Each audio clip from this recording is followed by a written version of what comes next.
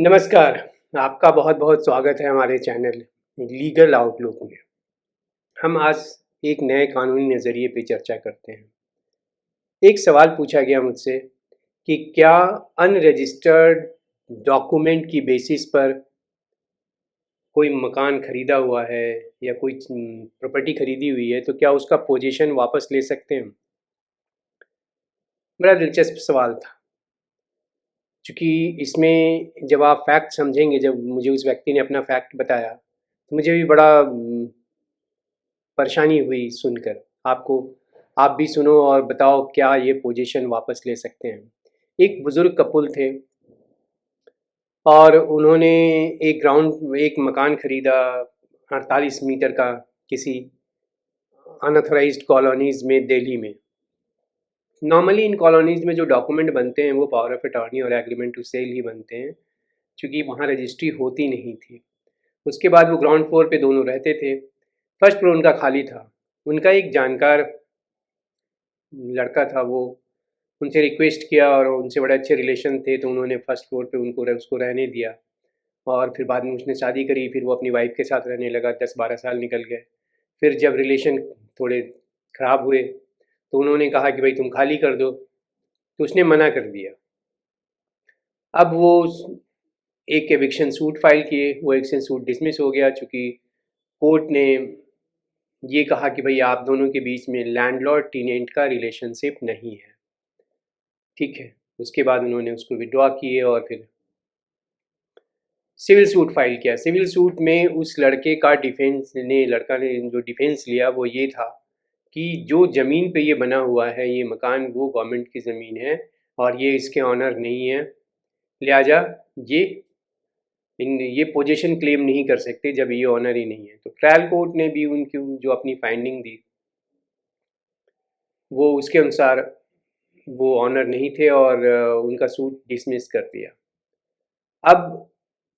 बहुत परेशानी थी, फिर ये है इसी बीच में अपील फाइल किया जाता है और जो ओल्ड कपल में जो मेल थे, उनकी डेथ हो जाती है, उनकी वाइफ रह जाती है। और फिर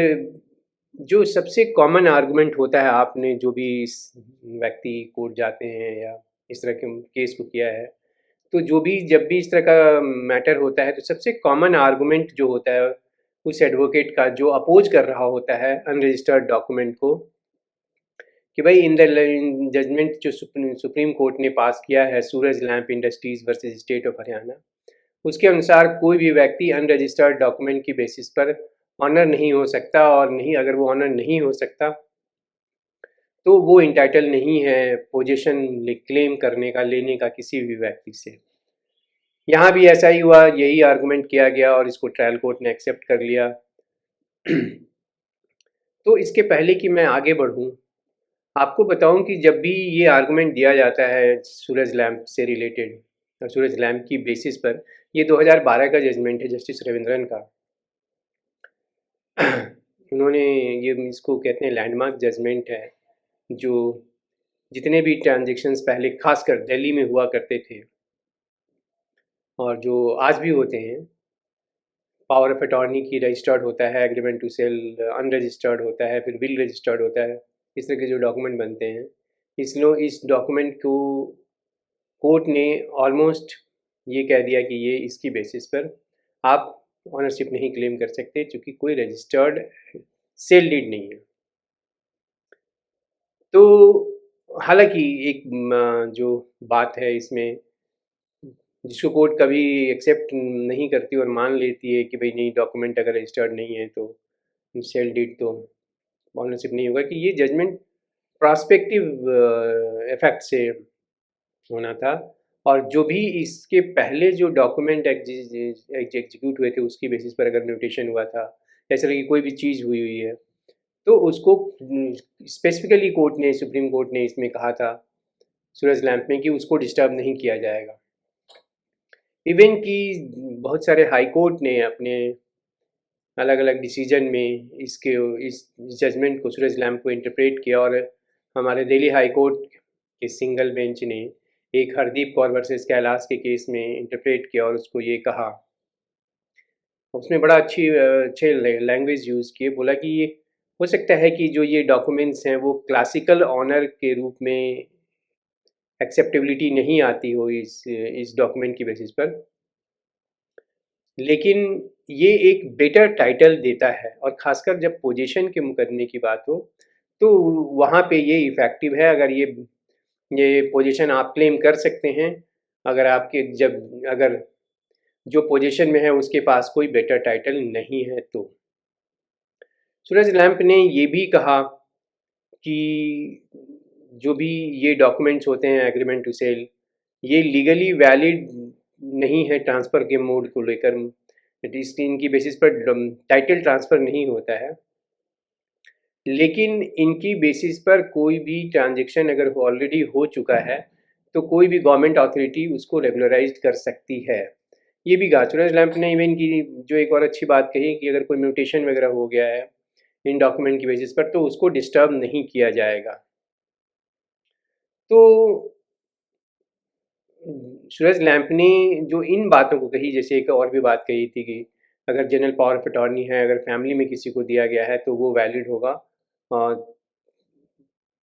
और एक बात कही कि ये परफेक्ट टाइटल तो बेशक नहीं देता है, लेकिन ये अगर इस डॉक्यूमेंट को दूसरी पार्टी एक्सेप्ट कर लेती है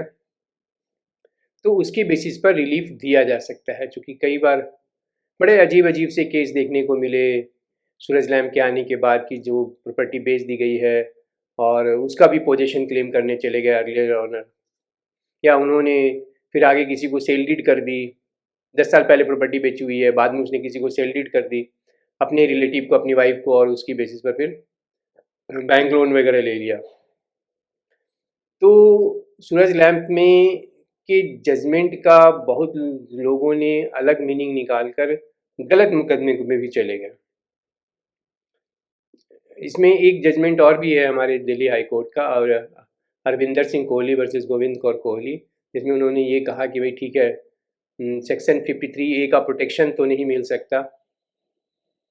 लेकिन अगर इनकी बेसिस पर डॉक्यूमेंट इस तरह के डॉक्यूमेंट की बेसिस पर, जैसे power of attorney, agreement to sell, अगर इस पर परचेज किया हुआ है प्रॉपर्टी को, तो अपनी डॉटर इन लॉ को और अपने बेटे को उस घर से पोजीशन उस घर बाहर किया जा सकता है और उसका पोजीशन लिया जा सकता है। मीन्स मोटा मोटी जो मैं कहना चाह रहा हूँ कि जो केस मैंने आपसे डिस्कस किया उसमें कि पोजीशन के लिए आप इस केस की इस डॉक्यूमेंट्स की बेसिस पर भी पोजीशन के लिए आप जा सकते हैं, और कोर्ट ये एक्सेप्ट करती है। और ख़ासकर जब भी कोई परमिसिव लाइसेंसी है, जैसे मैंने जिस केस का जिक्र किया उसमें परमिसिव लाइसेंस था, उन्होंने किराए पे नहीं दिया था बल्कि रहने के लिए दे दिया था, और ये वो परमिसिव लाइसेंसी था। तो परमिसिव लाइसेंस केस में वो जो भी व्यक्ति है वो जिससे पोजीशन लिया है और जो जिसके परमिशन पे वो पोजीशन में आया है उसके पोजीशन को वो चैलेंज नहीं कर सकता। और ये बड़ा एविडेंस एक्ट में सेक्शन 116 बड़ा क्लियरली ये कहता है कि अगर आप लाइसेंसी हैं या टीनेंट हैं और जिस व्यक्ति ने आपको पोजीशन दिया है आप उसके टाइटल को चैलेंज नहीं कर सकते। तो हमने जिस केस में जिक्र किया था उसमें भी यही मोटा मोटी यही केस था कि जिस व्यक्ति ने उस बुजुर्ग कपुल ने उनको रखा था वो उसी के टाइटल को चैलेंज करने लगे, और हालांकि वो एक्सेप्ट कर रहे थे कि जो डॉक्यूमेंट उनके फेवर में एग्जीक्यूट हुआ है वो है, बट वो कह रहे थे कि इन डॉक्यूमेंट की बेसिस पर वो कोई उस टाइटल नहीं आता, ऑनरशिप नहीं आता, इसलिए वो हमसे पोजीशन क्लेम नहीं कर सकते। इसमें जब भी मैं सेक्शन 116 की बात करता हूँ और टीनेंट से या लाइसेंसी से पोजीशन लेने की बात होती है तो मुझे सुप्रीम कोर्ट का एक जजमेंट याद आता है, कमलजीत सिंह वर्सेस सरबजीत सिंह, ये 2014 का जजमेंट है, जिसमें उन्होंने क्लियरली ये कहा कि 116 एविडेंस एक्ट अपने आप में बहुत क्लियर है, वो एक स्टोपल है, स्टोपल ऑफ कॉन्ट्रैक्ट है, कि जो भी व्यक्ति एक कॉन्ट्रैक्ट किया है और जिसके ज़रिए वो पोजीशन लिया है, चाहे टीनेंट के रूप में या परमिसिव लाइसेंसी के रूप में या लाइसेंसी के रूप में, तो वो आप उसके ऑनरशिप को चैलेंज नहीं कर सकते तब तक जब तक कि आप उस प्रेमाइसेस के पोजीशन में। हाँ, एक बार आप पोजीशन दे दीजिए, फिर आप बाहर आइए, फिर आप इंटाइटल हैं उसके पोजीशन को, उसके ऑनरशिप को या उसके डॉक्यूमेंट को या उसके टाइटल को चैलेंज करने के लिए। और ख़ासकर जिस व्यक्ति का कोई टाइटल नहीं है, वो उस व्यक्ति के टाइटल को चैलेंज कर रहा है जो उसको पोजीशन में लाया है, तो ये परमिसिबल ही नहीं है। सुप्रीम कोर्ट ने बहुत ही कैटेगरिकल लैंग्वेज में कहा और कहा कि ये डॉक्ट्रिन, जिस डॉक्ट्रिन ऑफ एस्टॉपल है, खासकर यहाँ पे इसको कॉन्ट्रैक्ट एस्टॉपल कहते हैं यहाँ, ये बड़ा ही रिस्पेक्टेड डॉक्ट्रिन है इंडियन लॉ में भी और यूके के लॉ में भी, और ये प्रैक्टिकल भी है। इसके बाद सुप्रीम कोर्ट ने कि इसी जजमेंट को रेफरेंस देखते हुए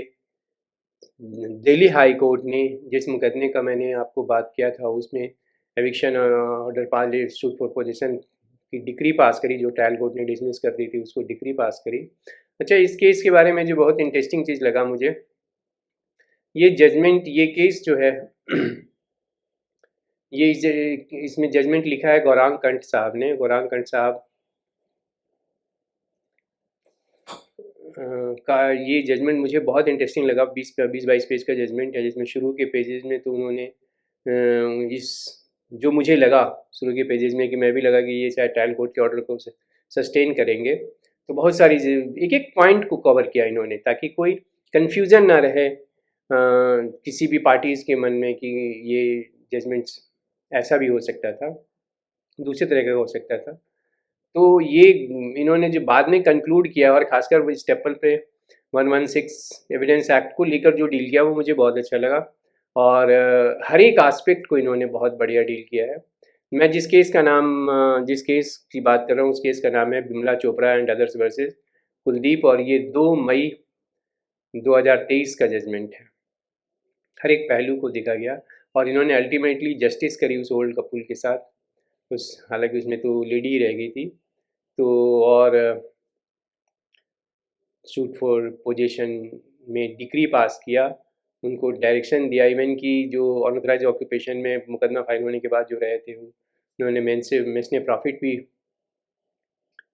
का भी ऑर्डर किया। आपके जो भी सवाल हैं आप मुझसे ज़रूर शेयर कीजिए, और अगर चैनल सब्सक्राइब नहीं किया है तो प्लीज़ सब्सक्राइब कीजिए। Thank you.